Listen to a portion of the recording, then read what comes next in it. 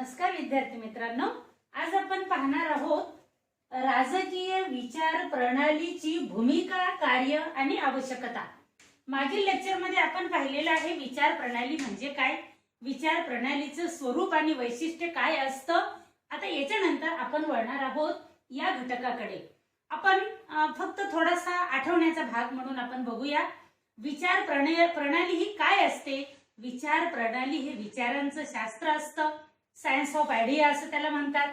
विचार प्रणाली एक विचाराचा म्हणजे सायन्सचं एक महत्त्वाचं तत्व असतं आणि विचार प्रणाली हे एक वर्बल इमेज ऑफ सोसायटी म्हणजे एक शब्दांकित अशी समाजाची प्रतिमा असते असं डाउन्स या विचारवंतांना म्हटल्याचं आपण पाहिलेलं आहे। अनेक विचारवंतांनी पॉझिटिव्ह आणि निगेटिव्ह अशा पद्धतीनं याबद्दल आपले विचार मांडलेले आहेत असं आपण पाहिलेले। कार्ल मार्क्स सारखा विचारवंत, कार्ल मार्क्सच्या बरोबर कार्ल माइम यासारखा विचारवंत ही विचार प्रणालीला नकारात्मक दृष्टिकोनातून समोर आणण्याचा प्रयत्न करतोय। विचार प्रणाली म्हणजे दुसरं तिसरं काही नसून विचारांचा संच आहे, विचारांचं सायन्स आहे आणि त्या विचारांना सूत्रबद्ध नियोजनबद्ध पद्धतीने मांडल्यानंतर त्यातून निर्माण होणारी जी गोष्ट असते तिला आपण विचार प्रणाली असं म्हणतात असं आपण पाहिलेलं आहे। विचार प्रणाली ह्या गतिमान असतात, विचार प्रणाली ऍक्शनला प्रवृत्त करतात, कृती प्रवण असतात, विचार प्रणालीमधून प्रेरणा मिळत असते, विचार प्रणाली हे संरक्षणाचं कवच असतं, विचार प्रणाली ह्या अशा वेगवेगळ्या पद्धतीची वैशिष्ट्ये घेऊन समाजासमोर येत असतात। माणसाच्या जिवंत असण्याचं महत्त्वाचं वैशिष्ट्य म्हणजे विचार प्रणाली असते असं आपण पाहिलेलं आहे। आज आपण पाहणार आहोत विचार प्रणालीची काय भूमिका असते, काय रोल असतो, काय कार्य असतात, काय फंक्शन असतं आणि तिचं काय इम्पॉर्टन्स आहे। म्हणजे आपण विचार प्रणालीची मानवी जीवनामध्ये असलेली भूमिका, कार्य आणि आवश्यकता किंवा महत्त्व या गोष्टीचा विचार या 20 पॉइंटच्या आधारे आपण करणार आहोत। संक्षिप्त पद्धतीने आम्ही तुम्हाला ह्या सगळ्या गोष्टी समजून सांगण्याचा प्रयत्न करणार आहे। आपला वेळ आणि हे सगळे 20च्या 20 मुद्दे तुम्हाला समजावं, पुन्हा तुम्हाला ते बघता यावं म्हणून मी ते बोर्डावरती लिहून ठेवलेलं आहे ऑलरेडी। तुम्ही त्याचा नंतरही आढावा घेऊ शकता। विद्यार्थ्यांनो, राजकीय व्यवस्थेच्या समर्थनासाठी विचार प्रणाली ही अत्यंत महत्त्वाची असते। आता राजकीय व्यवस्थेच्या समर्थनासाठी म्हणजे काय, पहिलं महायुद्ध झालं, दुसरं महायुद्ध झालं, शीतयुद्ध आपण रशिया आणि अमेरिका यांच्यामध्ये झाल्याचं पाहिलं। हिटलर आहे, मुसोलिनी आहे, माओ आहे, यासारख्या लोकांनी, लेनिन आहे, यासारख्या लोकांनी त्यांची राजकीय व्यवस्था जी होती त्या राजकीय व्यवस्थेला लोकांचं समर्थन मिळविण्यासाठी, लोकांची मान्यता किंवा लोकांचा पाठिंबा मिळविण्यासाठी एक लोकांच्या समोर विचारांचं शस्त्र ठेवलं, विचारांचा संच ठेवला आणि त्या विचाराच्या संचाला लोकांनी मान्यता द्यावी म्हणजेच त्यांनी स्वीकारलेल्या त्या व्यवस्थेला समर्थन द्यावं यासाठी विचार प्रणालीची भूमिका अत्यंत महत्त्वाची असते। हिटलरना असेल, नाझीवाद असेल, फॅशिझम असेल किंवा साम्यवाद असेल यासारख्या विचार प्रणालींचा म्हणजे राजकीय व्यवस्थेच्या समर्थनासाठी म्हणून याचा उपयोग होत असतो किंवा या मध्ये विचार प्रणालीची भूमिका ही अत्यंत महत्त्वाची असते। त्याचबरोबर राजकीय अस्थिरता दूर करण्यासाठी सुद्धा बऱ्याच वेळेला आपण पाहतोय अनेक देशांमध्ये अस्तित्वात असलेल्या राजकीय व्यवस्थेच्या विरोधामध्ये वातावरण तयार होत असतं, जनता विरोधामध्ये जात असते, विरोधी पक्षाच्या माध्यमातून विरोध केला जात असतो आणि प्रदीर्घ काळानंतर अनेक गोष्टी अशा घडतात की त्याला मोठा विरोध वाढत जात असतो। मग हा जो विरोध आहे तो विरोध अस्थिरतेमध्ये, अव्यवस्थेमध्ये निर्माण होत असतो, रूपांतरित होत असतो आणि म्हणून निर्माण झालेली अव्यवस्था आणि अस्थिरता दूर जर करायची असेल तर लोकांना काहीतरी म्हणजे नवीन विचार लागत असतो आणि हा नवीन विचार देण्याचं काम ही विचार प्रणाली करत असते। म्हणजे राजकीय अस्थिरता दूर करण्यासाठी सुद्धा जसे की 1958च्या काळामध्ये पाकिस्तानमध्ये अयूब खान हे सत्तेमध्ये असताना अयूब खान यांनी लोकांचा होणारा विरोध नाहीसा करण्यासाठी, लोकांना अनुकूल करण्यासाठी, लोकांना आपल्या बाजूने आकर्षित करण्यासाठी प्राथमिक लोकशाही किंवा प्रायमरी डेमोक्रेसी नावाची संकल्पना किंवा विचार प्रणाली त्या लोकांना दिली आणि लोकांनी ह्या गोष्टीकडे आकर्षित होण्यासाठी त्याचा उपयोग झाला। म्हणजेच राजकीय अस्थिरता दूर करणं याचाच अर्थ राजकीय स्थिरता मिळविण्यासाठी सुद्धा राजकीय विचार प्रणालीची भूमिका अत्यंत महत्वाची असल्याचं आपल्याला पाहायला मिळतं. त्यालाच अनुसरून हा दुसरा भाग आहे राजकीय प्रभाव एखाद्या नेत्याचा. मग तो लेनिन असेल, माओ असेल, मार्क्स असेल किंवा भारतामध्ये आपण पाहिलं पंडित नेहरू असेल, महात्मा गांधी असतील, डॉक्टर बाबासाहेब आंबेडकर असतील. म्हणजे यासारख्या लोकांनी काय केलेलं आहे की त्यांनी जे कार्य केलेलं आहे, त्यांनी जो विचार, त्यांची जी भूमिका होती ती लोकांच्या पर्यंत नेण्यासाठी त्यांनी प्रयत्न केले. लोकांच्या मध्ये त्यांचा प्रभाव निर्माण झाला आणि हा लोकांच्या मध्ये निर्माण झालेला जो राजकीय त्यांचा जो प्रभाव होता, नेत्याचा, पक्षाचा, विचाराचा जो प्रभाव होता ना, त्यातून सत्ता मिळावी, लोकमान्यता मिळावी. म्हणजे या प्रभावाचं रूपांतर, राजकीय प्रभावाचं रूपांतर सत्तेमध्ये जर करायचं असेल आणि सत्तेचं रूपांतर अधिमान्यतेमध्ये जर करायचं असेल, लोकसंमतीमध्ये जर करायचं असेल, तर लोक ही जी विचार प्रणाली आहे ती विचार प्रणाली अत्यंत महत्वाची भूमिका पार पाडत असते. आणि म्हणून विद्यार्थी मित्रांनो, राजकीय प्रभावाला सत्तेमध्ये आणि सत्तेला अधिमान्यतेमध्ये रूपांतरित करण्यासाठी विचार प्रणालीचं कार्य आणि आवश्यकता असल्याचं आपल्याला पाहायला मिळतं. आता राजकीय व्यवस्थेला आधार देण्याचं काम सुद्धा विचार प्रणाली करत असतात आणि हे सुद्धा याच पद्धतीने आपल्याला पाहायला मिळतं. राजकीय व्यवस्थेला, कुठलीही राजकीय व्यवस्था असो, जसं की लेनिननं स्वीकारलेली साम्यवादी व्यवस्था असेल, चीनमध्ये आलेला माओच्या माध्यमातून साम्यवाद असेल, किंवा मार्क्सनं सांगितलेला साम्यवाद किंवा ज्याला आपण शास्त्रीय समाजवाद असं म्हणतो, किंवा आणखीन अनेक पद्धतीने आयुब खाननं सांगितलेली प्राथमिक डेमोक्रेसीची संकल्पना असेल, वेळोवेळी वेगवेगळ्या राज्यकर्त्यांनी घेतलेल्या विचारांच्या आधारावरती जी त्यांनी व्यवस्था स्वीकारलेली असते त्या व्यवस्थेला लोकांचा पाठिंबा मिळवणं आणि लोकांचा आधार मिळवणं, त्या व्यवस्थेला लोकांचा आधार मिळविण्यासाठी सुद्धा विचारसरणी लागत असते. काहीच विचारच नाहीयेत जवळ. जेव्हा काही विचार नाहीत तेव्हा तुमच्याकडे कोण येणार आहे, तुम्हाला कोण विचारणार आहे? तुमच्याकडे काहीतरी तत्व पाहिजेत, विचार पाहिजे, धोरणं पाहिजेत, कार्यक्रम पाहिजे, उपक्रम पाहिजे, अभियान पाहिजे आणि या सगळ्यांचा संच म्हणजेच तर राजकीय विचार प्रणाली असते. आणि या विचार प्रणालीला व्यवस्थेला आधार देण्याचं काम करावं लागत असतं किंवा व्यवस्थेला आधार देण्याच्या या प्रक्रियेमध्ये राजकीय विचार प्रणालीची भूमिका ही अत्यंत महत्वाची असल्याचं आपल्याला पाहायला मिळतं. जसं की आपण पाहतो एकसंघ समाज निर्मितीसाठी आज आपण जगाचा जर विचार केला तर जगामधल्या कोणत्याही राष्ट्रामध्ये आपल्याला आता असं पाहायला मिळणार नाही की एकाच जातीचे, एकाच धर्माचे, एकाच वंशाचे, एकाच प्रकारचे लोक सापडतील.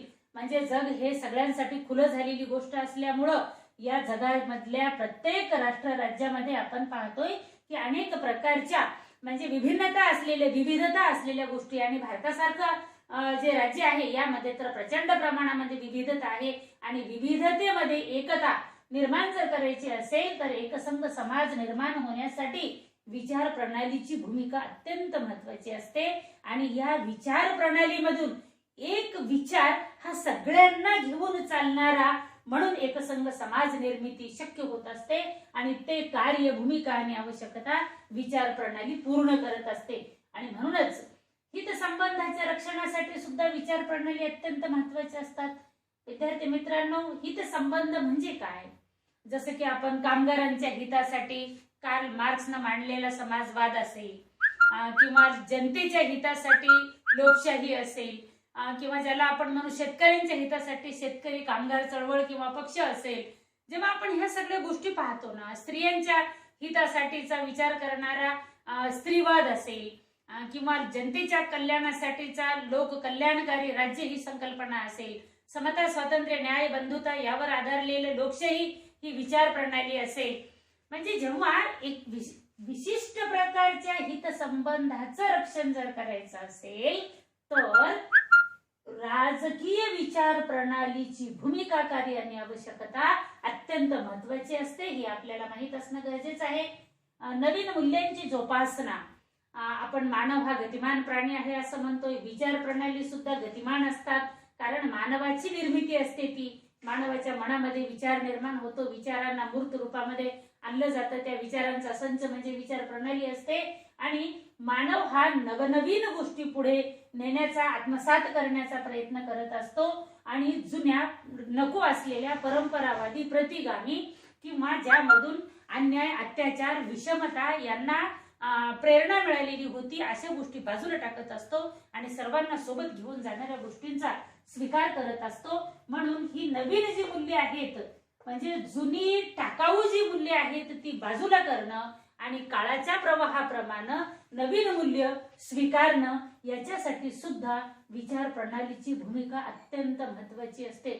ज्याला आपण धर्मनिरपेक्षता म्हणतो, ज्याला आपण सर्वधर्म समभाव म्हणतो, ज्याला आपण कल्याणकारी राज्य म्हणतो, ज्याला आपण म्हणजे महत्वाची गोष्ट म्हणजे मानवी विकासासाठी आवश्यक असणाऱ्या माणूस केंद्रित असलेल्या ज्या गोष्टी आहेत, त्या माणूस केंद्रित असलेल्या गोष्टी म्हणजे आधुनिकता ज्याला म्हणतो आपण, उदारमतवाद ज्याला म्हणतो आपण, म्हणजे कट्टरवाद सोडून ज्याला आपण समन्वयवाद म्हणतो, अशा गोष्टींच्या मधून मानवी मूल्य जी नवीन आहेत आणि मानवाच्या विकासासाठी आवश्यक आहेत, त्याच्यासाठी सुद्धा विचार प्रणालीची भूमिका अत्यंत महत्वाची असल्याचं आपल्याला पाहायला मिळतं. राजकीय व्यवहार समजणं, राजकीय कार्यांना दिशा देणं, प्रेरणा देणं लोकसंघटनासाठी, यासाठी सुद्धा राजकीय विचार प्रणाली अत्यंत महत्वाच्या असतात. राजकीय व्यवहार समजणं म्हणजे नेमकं काय असतं? मानवी समाजामध्ये अनेक प्रवृत्तीचे लोक असतात आणि ह्या अनेक प्रवृत्तीच्या लोकांच्या अनेक प्रकारच्या विचारांचा संग्रह धारण करणारे हे लोक असतात आणि अशा पद्धतीनं जो कुठला व्यवहार आहे, कायदे मंडळ काय आहे, कार्यकारी मंडळ काय आहे, न्याय मंडळ काय आहे, त्यांचं काम कशा पद्धतीनं चालतं, म्हणजे एकंदरीतच आपल्याला हे पाहायला मिळतं की राजकीय व्यवहार समजणं म्हणजे कशा पद्धतीनं अगदी ग्रामपंचायतीपासून ते संसदेपर्यंत, देशापासून ते आंतरराष्ट्रीय पातळीपर्यंत सगळ्याच प्रकारचा जो राजकीय व्यवहार आहे, कायदे निर्माण करण्यासाठीची प्रक्रिया असेल, कायद्याची अंमलबजावणी करण्याची प्रक्रिया असेल, न्यायदानाची प्रक्रिया असेल, ह्या सगळ्याच प्रक्रियेमध्ये राजकीय जो व्यवहार असतो तो जर समजून घ्यावयाचा असेल तर राजकीय विचार प्रणाली समजणं हे अत्यंत महत्वाचं असतं. कोणत्या प्रकारच्या राजकीय विचार प्रणालीमध्ये काय असतं हे सुद्धा समजून घ्यायचं असेल तर आपल्याला राजकीय विचार प्रणाली अति आवश्यक असतात. राजकीय कार्यांना दिशा देण्यासाठी विद्यार्थी मित्रांनो, मानवी स्वभावाप्रमाणे मन हे चंचल असतं. आपण पाहतोय क्षणाक्षणाला मानवी मन आणि मानवी मनातले विचार हे बदलत असतात आणि ह्या बदलत्या विचारांना दिशा देण्यासाठी किंवा ज्याला आपण म्हणतो लोकसंघटन, ज्याला मी एकसंघ समाज निर्मिती असं म्हटलेलं आहे, लोकसंघटन करण्यासाठी एखादा नेता असेल, एखादा राजकीय पक्ष असेल, त्यांना कुठल्या ना कुठल्या मूल्यांच्या आधारावरती, कुठल्या ना कुठल्या विचारांच्या आधारावरती म्हणजे लोकांच्या मध्ये जावं लागतं, आपला विचार सांगावा लागतो, पटवून द्यावा लागतो आणि लोकांनी तो स्वीकारल्यानंतर त्यांचं संघटन होत असतं. म्हणून लोक संघटन होण्यासाठी एक प्रेरणा देणारा घटक म्हणून राजकीय विचार प्रणालीचं महत्व अनन्य साधारण आहे. आता राजकीय संदर्भामधलं सामान्य नागरिकाला असेल, मतदाराला असेल, मार्गदर्शन होणं, आकलन होणं, त्या समजणं, समजून घेणं, या सगळ्यांसाठीच राजकीय विचार प्रणाली हा अत्यंत महत्वाचा भाग असल्याचं आपल्याला पाहायला मिळतं. एखाद्या देशाचं, एखाद्या समूहाचं, एखाद्या प्रदेशाचं रक्षण करणं असेल, संरक्षण करणं असेल, जसे की आपण पाहतो पहिल्या आणि दुसऱ्या युद्धामध्ये लोकशाहीच्या रक्षणासाठी मित्र राष्ट्रांनी युद्धामध्ये प्रवेश केल्याचं आपण पाहिलेलं आहे. म्हणजेच काय आहे, एखाद्या देशाचं, प्रदेशाचं, विचारांचं, मानवी मूल्यांचं रक्षण करण्यासाठी सुद्धा राजकीय विचार प्रणालीची भूमिका, कार्य आणि आवश्यकता हा भाग अत्यंत महत्वाचा असल्याचं आपल्याला पाहायला मिळतं. विरोधकांना अप्रभावित करणं किंवा नामोहरम करणं किंवा निष्प्रभ करणं. विद्यार्थी मित्रांनो, आपल्याला हे माहित आहे व्यक्ती तितक्या प्रवृत्ती असं आपण म्हणतो. कारण काय आहे की स्वभावतः मनुष्य हाच मुळामध्ये गतिमान असलेला प्राणी आहे आणि मनुष्य हा गतिमान असणं हे त्याच्या जिवंतपणाचं लक्षण आहे.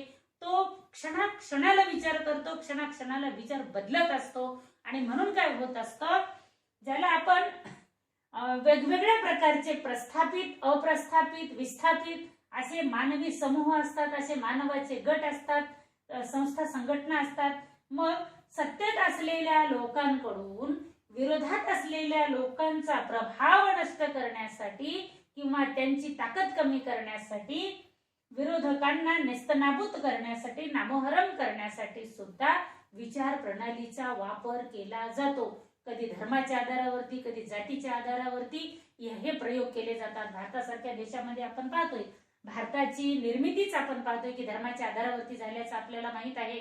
म्हणजे मुस्लिमांसाठी पाकिस्तान, गैरमुस्लिमांसाठी किंवा हिंदूंसाठी भारत, ही जी संकल्पना होती ती संकल्पना यामधून आपल्याला प्रभावीपणे मांडल्याचं दिसून येतं.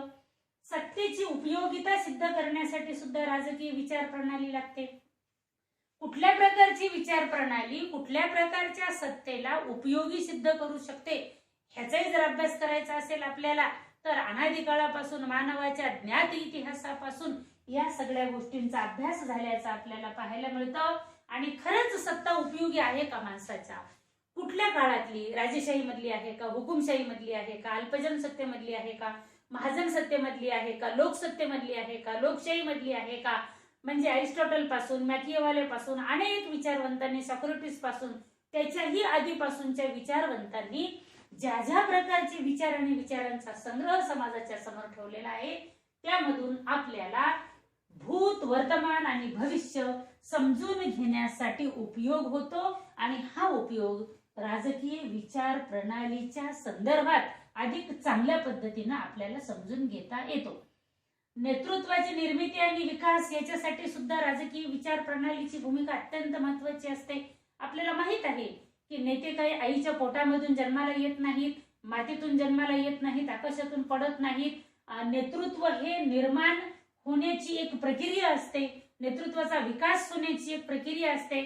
आणि हे नेतृत्व निर्माण होणं आणि विकास होणं याच्यासाठी कुठल्या ना कुठल्या प्रकारांचा विचारांचा संग्रह लागत असतो, विचार प्रणाली लागत असते. कुठल्या प्रकारची विचार प्रणाली आपण स्वीकारतो आणि ती विचार प्रणाली लोकांपर्यंत आपण कशा पद्धतीने घेऊन जातो. विचार प्रणाली हे विचारांचं शास्त्र असतं, आपण असं पाहिलेलं आहे. ते विचार करणाऱ्या प्रवृत्तीचं लक्षण असतं असं आपण पाहिलेलं आहे. अमूर्त विचारांची मूर्त प्रतिमा असते असं आपण पाहिलेलं आहे. मग हे सगळं जे काही आहे ते सगळं नेतृत्व निर्माण होण्यासाठी, नेतृत्व विकसित होण्यासाठी अतिशय महत्त्वाची भूमिका पार पाडत असते. आपण पाहतोय भारताच्या संदर्भामध्ये आपण पाहिलेलं आहे, जहाल मतवादी विचारसरणी, मवाळ विचारसरणी, क्रांतिकारी विचारसरणी, ज्याला आपण म्हणतो शोषित वंचितांची नेतृत्व करणारी विचारसरणी, या सगळ्यांचा जेव्हा विचार करतो आपण, तेव्हा नेतृत्व निर्माण होणं, नेतृत्वाचा विकास होणं, नेतृत्व स्थिर होणं यासाठी राजकीय विचार प्रणालीची भूमिका आणि कार्य हे अत्यंत महत्त्वाचं असल्याचं आपल्याला पाहायला मिळतं. स्वातंत्र्य प्राप्तीसाठी आणि त्या स्वातंत्र्याचं रक्षण आणि संरक्षण करण्यासाठी सुद्धा विचार प्रणाली अत्यंत महत्त्वाच्या असतात. विचार प्रणालीचा संदर्भ आपण पाहिलेला आहे. जगामध्ये अनेक देशांवरती ब्रिटिशांचं राज्य होतं, फ्रेंच, पोर्तुगीज, डच या लोकांचं राज्य होतं. आणि मग काय झालेलं आहे, भारतासारख्या प्रदेशावरती सुद्धा ब्रिटिशांचं राज्य होतं, भारत ब्रिटिशांची वसाहत होता. आणि मग सगळ्या लोकांनी काय केलेलं पाहिलं आपण, लोकसंघटन केलं आणि एक संघ समाज निर्माण होण्यासाठी काय आवश्यक आहे, आपल्याला स्वातंत्र्य प्राप्ती आवश्यक आहे. आणि म्हणून ब्रिटिशांच्या विरोधामध्ये जात, धर्म, म्हणजे भाषा, प्रदेश हे सगळे भेदभाव गळून पडले, लोक एकत्र आले आणि राष्ट्रीय सभेच्या माध्यमातून आपण पाहिलेलं आहे की स्वातंत्र्यासाठीचा हा लढा अधिक तीव्र झाला आणि या लढ्यामध्ये स्वातंत्र्य मिळालं. स्वातंत्र्य प्राप्तीसाठी राजकीय विचार प्रणाली हा भाग अत्यंत महत्त्वाचा असल्याचं आपल्याला पाहायला मिळतं. स्वातंत्र्य मिळाल्यानंतर एखाद्या देशाचा नियोजनबद्ध पद्धतीने विकास जर व्हायचा असेल तरी सुद्धा विचार प्रणाली आवश्यक असते. आपल्याला माहित आहे, भारत जेव्हा स्वतंत्र झाला, भारताचा स्वतंत्र देश म्हणून जगाच्या नकाशावरती जेव्हा उदय आला, तेव्हा जगामध्ये दोन परस्पर विरोधी ताकद अस्तित्वात होती. म्हणजे ज्याला भांडवलशाही व्यवस्थेचा पुरस्कार करणारा अमेरिका एका बाजूला आणि साम्यवादी विचारसरणीचा पुरस्कार करणारा रशिया आणि त्याच्या सोबतचे सोव्हिएट युनियन या नावाने ओळखले जाणारे सगळे देश एका बाजूला. आणि मग आता ह्यांच्या पलीकडे दुसऱ्या कुठल्या प्रकारच्या विचारसरणीचा विचार होणं गरजेचं होतं. आपल्या देशाचा जर नियोजनबद्ध पद्धतीने विकास करून राष्ट्र उभारणी करायची असेल तर पंडित जवाहरलाल नेहरू यांनी अलिप्ततावादी चळवळ, अलिप्ततावादी एक नवीन विचार प्रणाली अस्तित्वात आणली आणि या अलिप्ततावादी चळवळीनं या दोन्हीही विचार प्रणालींपासून समान अंतर ठेवून गरजेप्रमाणे दोघांकडूनही अपेक्षित सहकार्य घेऊन आपल्या देशाचा नियोजनबद्ध विकास करून राष्ट्र उभारणीसाठी त्यांनी दिलेलं योगदान हे अत्यंत महत्त्वाचं असल्याचं आपल्याला पाहायला मिळतं. त्यानंतर शेवटचा आणि अत्यंत महत्त्वाचा जो भूमिकेचा भाग आहे किंवा कार्य जे आहे ते समाज व्यवस्थेमध्ये, धर्म व्यवस्थेमध्ये, अर्थव्यवस्थेमध्ये, राज्य व्यवस्थेमध्ये, शिक्षण व्यवस्थेमध्ये, सांस्कृतिक व्यवस्थेमध्ये, सगळ्या मानवी यंत्रणेमध्ये क्रांती घडवून आणणं, परिवर्तन घडवून आणणं, बदल घडवून आणणं यासाठी सुद्धा एक विचारसरणी लागत असते. कारण त्या विचारसरणीशिवाय, विचारांच्या संचाशिवाय क्रांती अशक्य असतं, परिवर्तन अशक्य होतो आणि बदल सुद्धा अशक्य होत असतो. आणि म्हणूनच विद्यार्थी मित्रांनो, विचारांचा संच, विचारांचं शास्त्र किंवा विचारांची मूर्त प्रतिमा म्हणजे विचार प्रणाली ती गतिमान असते, कृतिप्रवण असते आणि ती समाजोपयोगी असते, राष्ट्र उभारणीसाठी महत्वाची असते. या गोष्टींपासून आपण तिची भूमिका पाहत आलो आणि ह्या 20 घटकांच्या आधारे तिची आपण भूमिका पाहण्याचा प्रयत्न केलेला आहे. यानंतर आपण पाहणार आहोत विचार प्रणालीचे विविध प्रकार. म्हणजे परंपरावादी विचार प्रणाली असतील, समाजवादी विचार प्रणाली असेल, साम्यवादी विचार प्रणाली असतील, लोकशाहीवादी विचार प्रणाली असेल, उदारमतवादी विचार प्रणाली असेल, व्यक्तिवादी विचार प्रणाली असेल, आक्रमक विचार प्रणाली असेल, जहाल विचार प्रणाली असेल, क्रांतिकारी विचार प्रणाली असेल, धर्मांध विचार प्रणाली असेल. म्हणजे ह्या वेगवेगळ्या प्रकारच्या विचार प्रणालींचा आपण प्रकारामध्ये आढावा घेणार आहोत. तोपर्यंत आपण इथंच थांबूया. इस वीडियो को लाइक करें, चैनल को सब्सक्राइब करें और एजुकेशनल वीडियोस देखने के लिए बेल आइकन जरूर क्लिक कीजिएगा.